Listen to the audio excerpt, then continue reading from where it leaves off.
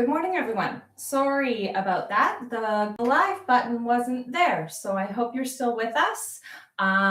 This is the Couch and Brain Injury Society's morning wake up 10, 10, and 10 program. I'm Billy, the registered kinesiologist that works at Couch and Brain Injury Society. Couch and Brain Injury Society is a nonprofit that serves folks with brain injuries, as well as their caregivers, families, and supports, providing social supports, fitness programs, one-on-one rehab, and educational services. So the 10, 10, and program, 10, 10, and 10 program that we run Tuesday mornings on YouTube is 10 minutes of movement, 10 minutes of learning, and 10 minutes of mindfulness. Now, these three items are all part of the 6 pillars of brain health, which is why we do them weekly. So we're going to get ourselves started. Just to go over a couple of things, we always want a safe environment, clear of any clutter. Ideally, you're on a kind of straight back chair with no armrests, and so you can engage your core and be on the edge of your seat. Just a reminder that CBIS is not liable for any injuries while participating in this. It is up to you to check in with your body, make sure your space is safe to be performing some movement, and take breaks if you need to. All right, so our 10 minutes of movement, we're trying to get our heart rate a bit up because we know that that can support our brain health. So if you have the chance, try to get your music going. And I'm going to play some music to get me going here. And yeah, we'll get started here. So again, I want you to be on a straight back chair if possible, have some water close by, ideally be in comfortable clothes, and your bottom should be at the front of your chair. Front of your chair here, so that you can move around and that you're engaging and bracing your core. Okay, I'm going to start my music here. We're going to start with some kind of hip circles in our chair here. So we're going down to the right side of our body and then to the left. Kind of coming backwards. Loosening up our hips.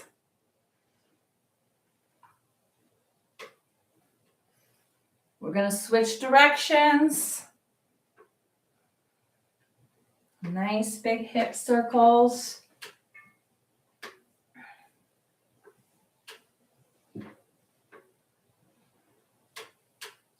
Couple more here, loosening up our bodies.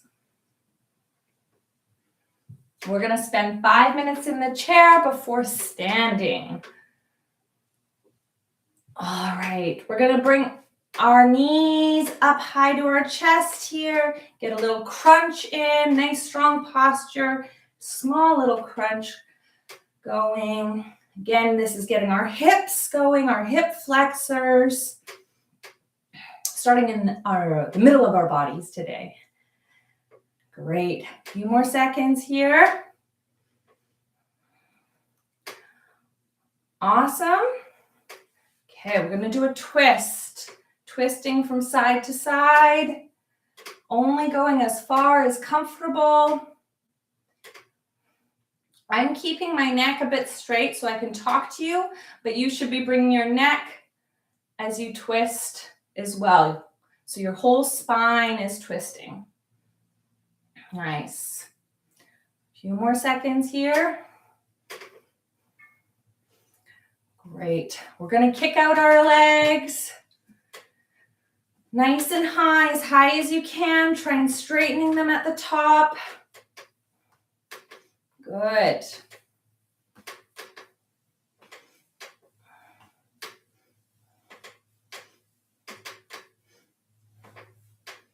Nice work. A few more seconds. I think my chair might be squeaking a bit. I apologize if that's the case.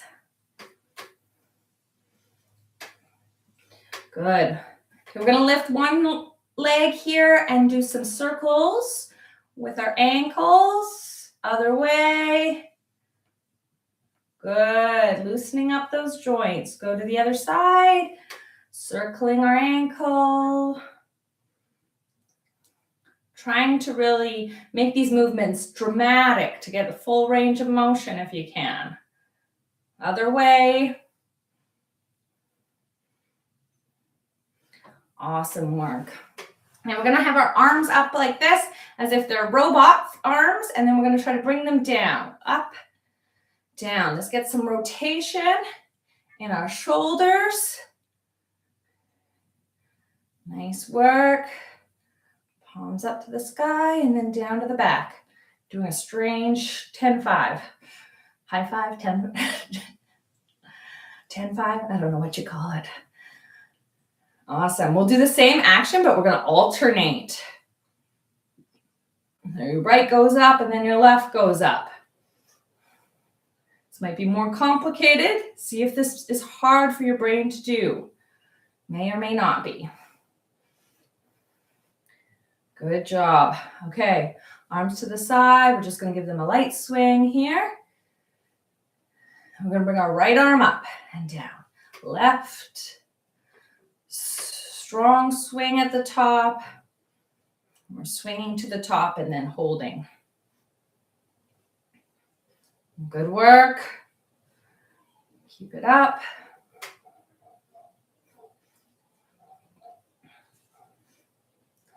Nice work, everyone. Have another minute or so of sitting. Good. We're going to bring our arms across and squeeze back.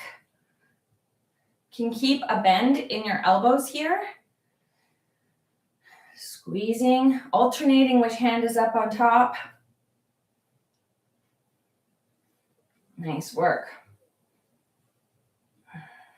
Should feel your shoulder blades squeezing at the end there. Good. Nice. Let's give our wrists just a little circle. Both sides, other way.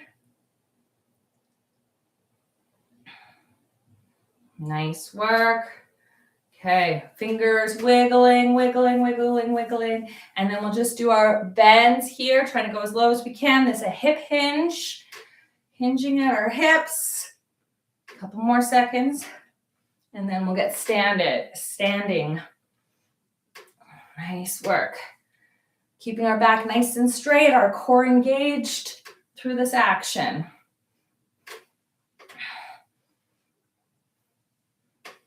Good job. Okay, we're going to stand up now. Hopefully you can see me. I'm going to come back a little bit. Okay, we're going to have our feet about hip width apart. We're going to do a little bit of bouncing here. Quarter kind of squat. If you can go deeper, get your bum to tapping the chair, go for it. But we're just getting those joints warmed up. Good, keeping our chest nice and up, our core still engaged. Good work. Okay, we're gonna shift our weight from side to side here. We're gonna add in a twist and reach. So we transfer the weight to one side, twist and reach. If that's too much, just continue with the weight transfer side to side. But if you can get your arms going, reach.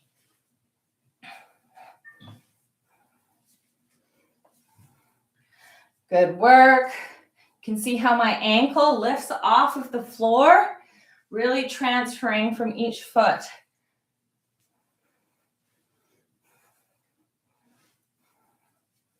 Nice work. 10 more seconds here.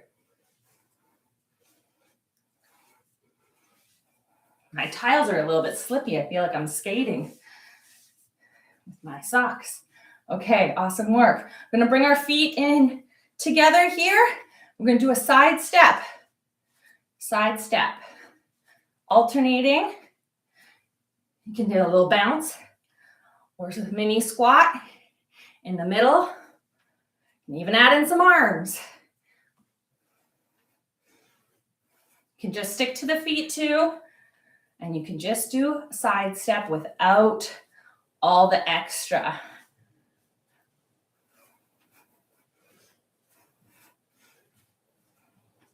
We're going to do this for about 15 more seconds.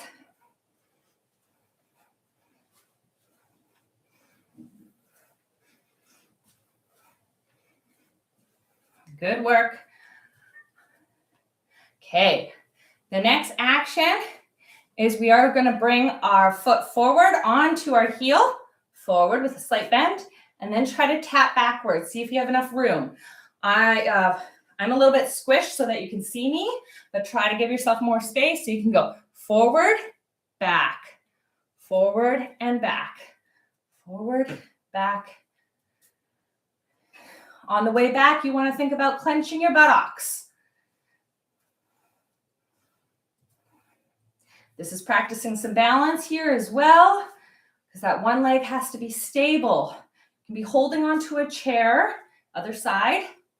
Anytime we're standing, if you want to go to the back of a chair for stability, up against a wall, much safer, especially if your balance isn't that great, which is very common after a brain injury. Good. A couple more seconds here. Good. Okay, the next action, we're going to do a side bend. So we're lifting one arm up over our head, side bend. Think about your body being squished between two planes of glass. You're staying within that glass. Reaching. So, good. Nice work. Remember, you're always going at a pace that feels good for you. Nice work. And only side bending to where it feels comfortable. Okay, we're going to think we're still in that plane of glass, kind of squished in, but we're going to bring both of our arms into a big circle together here. Circling. Nice, down to the ground and up. Let's go the other way. Nice work. Again, you could do this holding onto a chair and just do one hand. You don't need to be bending down like I am. You can just do the arms. Good. One more exercise we're going to do here. We're going to do kind of a head, shoulders, knees, and toes, okay? We're going to tap our head, shoulders, knees, toes. Head, shoulders, knees, toes. Head, shoulders, knees, toes. Head, shoulders, knees, toes. Head, shoulders, knees, and toes. One more. Head, shoulders, knees, and toes. Good work. Wiggle yourself out. I'm going to pause my music. Maybe. Great. So I hope you feel warmed up there. We got started here.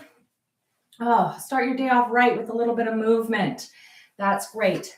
So last week we spoke about aerobic exercise. We touched on anaerobic as well, but we'll talk a little bit more about anaerobic exercise today. I'm come a bit closer now.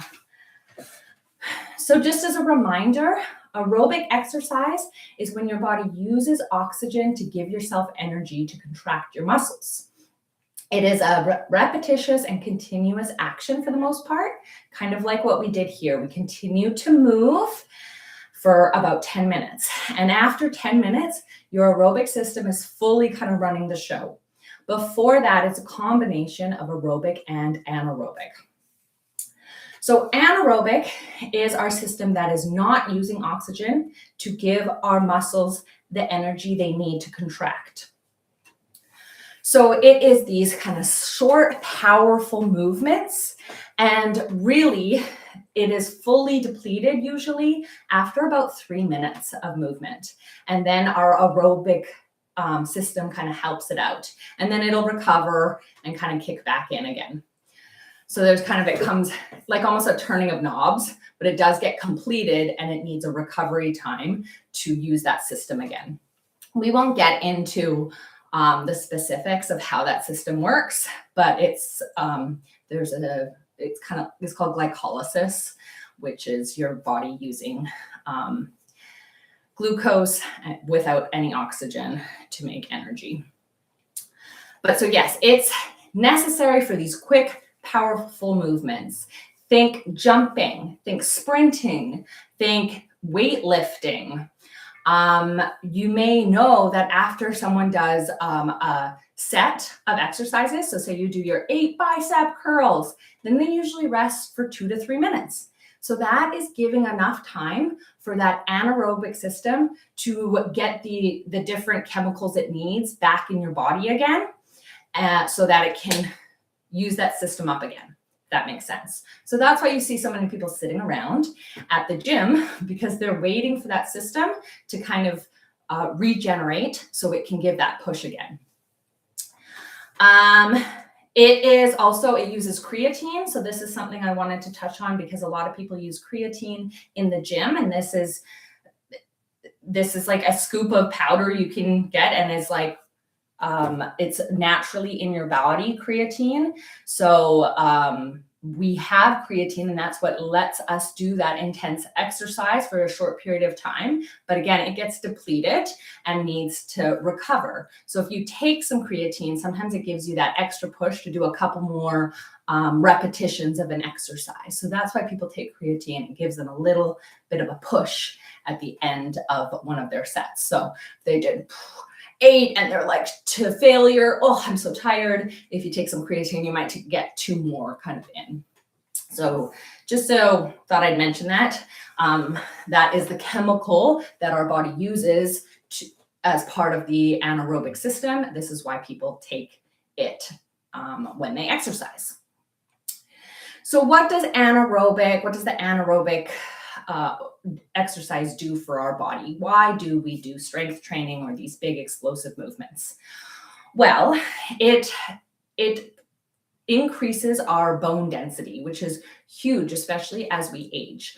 Our bones tend to deteriorate as we age a bit, but putting stress on our bones allows them to stay dense and strong as we age. So preventing things like osteoarthritis, fragility, and the other health conditions too, but that's specifically for our bones. It keeps them nice and strong. So basically, because our muscles are pulling at our bones, that is what's keeping them stronger, is that they're being pulled on basically, and that they have to like be strong enough and adapt to that load, which keeps them stronger as we age. Now, anaerobic exercise also has been shown to decrease the risk of diabetes as well as heart disease. It protects our joints, as I was talking about, and it boosts our energy. Research has also shown that it decreases depression-like symptoms, so can be really helpful, especially again after brain injury, while you're experiencing a lot of changes in your life, accepting your new reality. Depression is very common, so doing strength training or more kind of explosive movements can be really beneficial to decrease depression symptoms. It also has been shown through brain imaging that it helps with an increase of the gray matter in our brain, as well as that basal ganglia, which we talked about last week. So both anaerobic and aerobic exercise has been shown to increase the amount of tissue or neurons in the basal ganglia, which again is important for motivation, motor control, and kind of reward and learning systems.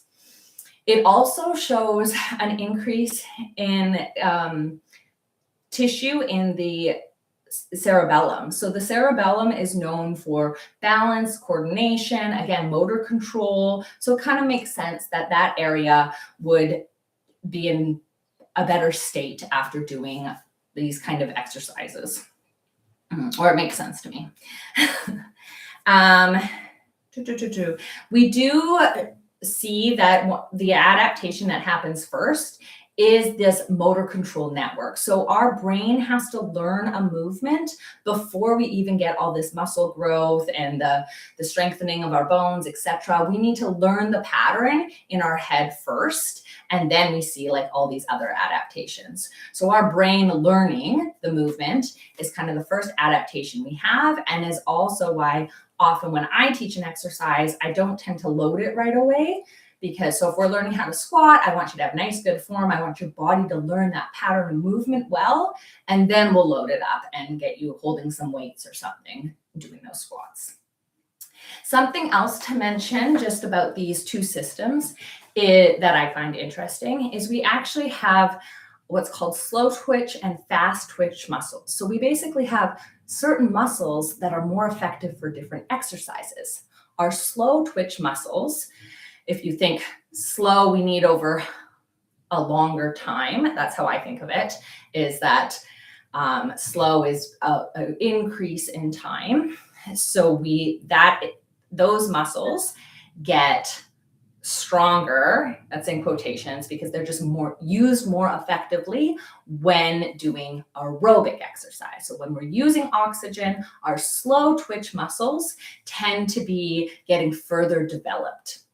Where when we're doing anaerobic, strength training, explosive movements, those are those fast twitch muscles. They're just used really quickly and then kind of shut off. Now, again, it's not like they're on and then completely off, but they're the ones that are contracting usually first. So you'll have these slow twitch muscles contracting first when you first start a movement, the fast twitch muscles are used first when you start a movement. And then as you continue that repetitive movement, then you kind of turn on those slower twitch, the fast twitch will go on again, slow twitch will go on, it'll be kind of a back and forth. But the slow twitch muscles, really good for aerobic exercise. Fast twitch, really good for those short explosive movements.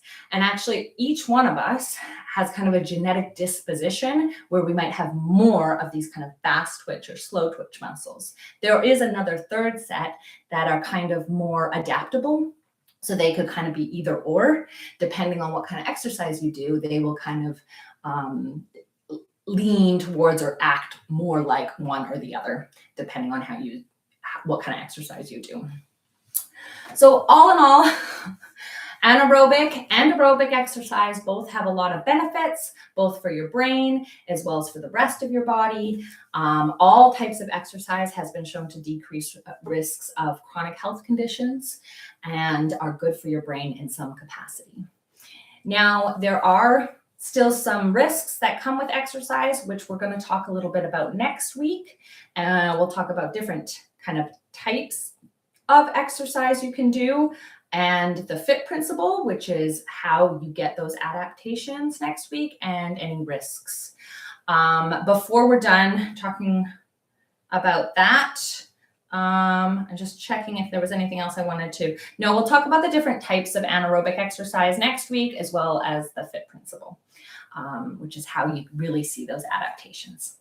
All right, we are going to move into our mindfulness now. I'm going to grab a sip of water. I would get yourself comfortable here if you want a pillow to sit on, rest your back, etc. Get in a position that feels good for you as we're going to work on our mindfulness. Today, we're going to do some kind of mantra breathing and mindfulness.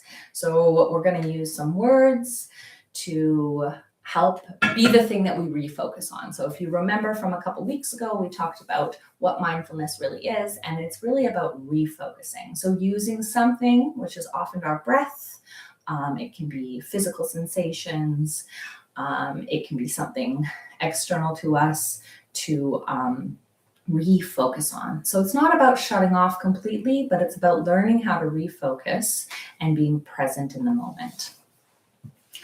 So I think to start off, get yourself comfortable. Like I said, you can put a hand on your upper chest and then a hand kind of right above your belly button. And just notice your breathing right now. We don't need to have any judgment. Just notice, are you breathing quickly? Are you already breathing kind of slow? Is it shallow, which would mean that is it more up in your chest, or are you filling your lungs completely all the way down? Do you feel your diaphragm, which is kind of where that lower hand is, coming in and out? Just noticing the rise and fall of your lungs. If you do know that it's more shallow, so more in your upper chest, I'm going to challenge you to try to breathe deeply all the way down to that lower hand. Thinking about expanding your lungs fully on your inhales and letting them almost deflate. They don't actually deflate, but visualize, you can visualize some deflating happening as you exhale all the carbon dioxide out.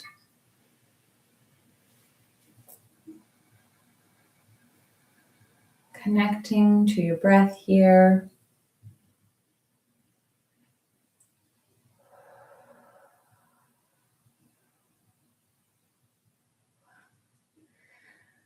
Now I want you to take a moment to think about 2 words that are meaningful to you. These could be based on values, so things you value in your life. This could be as simple and cheesy as love. You can have your inhale be a positive word and your exhale being something you're letting go of. So maybe you're letting go of pain or letting go of discomfort or challenges, whatever it may be. On my inhale, I'm gonna think of the word growth. So when I inhale, I'm gonna inhale for a long time. I'm gonna try to energize my body. So I'm gonna try to inhale for longer than I exhale. I'm gonna inhale growth, and I'm gonna exhale connect. Not because I don't want to connect, but I want to both connect with myself and others, and I want to grow. So on my inhale, feel growth, exhale, connect. Inhale, trying to lengthen that. Inhale, and exhale. And you can think of whatever words that are good for you. Inhaling, thinking about that word, exhaling out.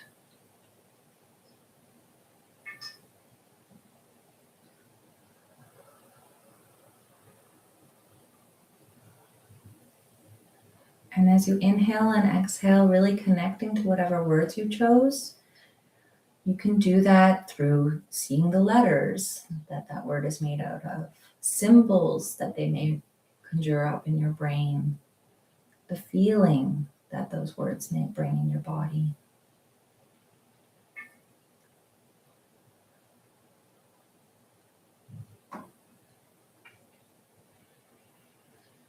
Always inhaling through your nose.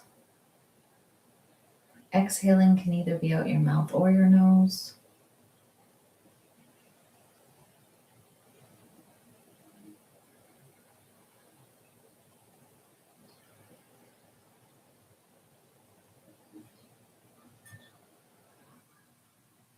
Remember trying to fill up your lungs completely.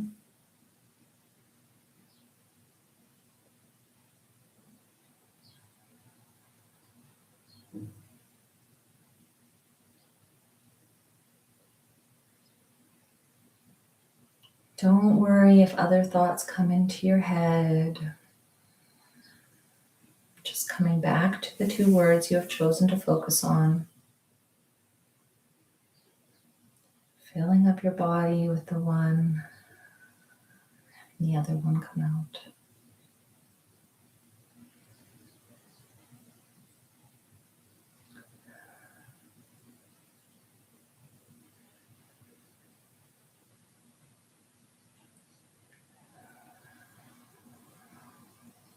No judgment with yourself. If you find yourself getting distracted,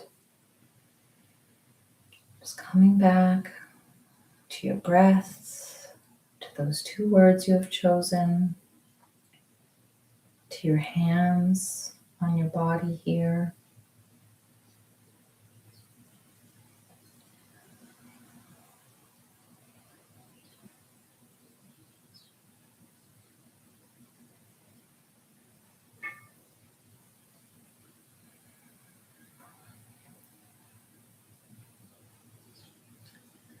We're going to keep breathing, connecting to those words in your body for another minute here.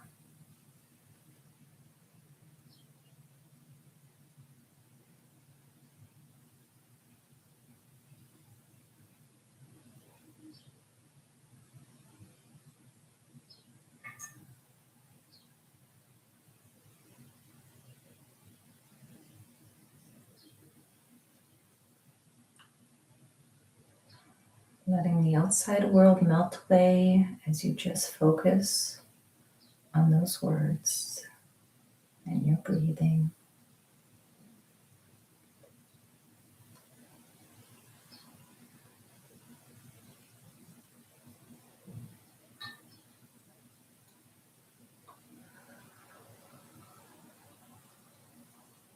We're almost done here.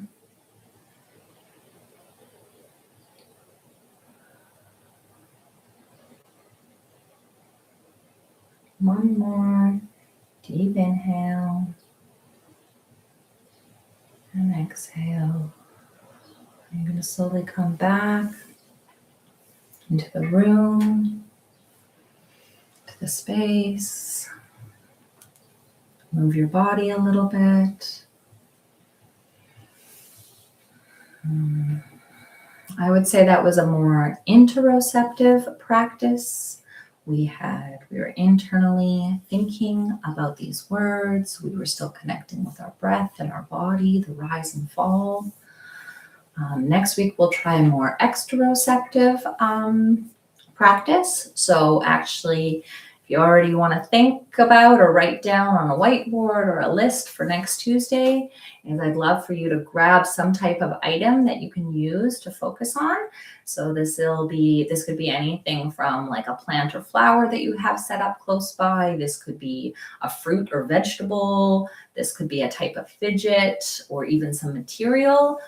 Because we will practice focusing on the sensations, external sensations that we get from an object next week for our mindfulness practice. I'm hoping you're feeling either energized or calm, depending on if you lengthen that inhale or exhale, which we learned about back in our mindfulness 10, 10, and 10 a couple of weeks ago. So I was trying to inhale longer than my exhale to help with feeling more energized. I'm not sure if it worked, but we'll see. Anyways, thank you for joining. Like I said, next week we'll continue our discussion on movement, talking about the kind of different types of anaerobic exercise you can do, as well as how to see those adaptations really start happening in your body and brain through what we call the FIT principle. All right, see you next week. Bye.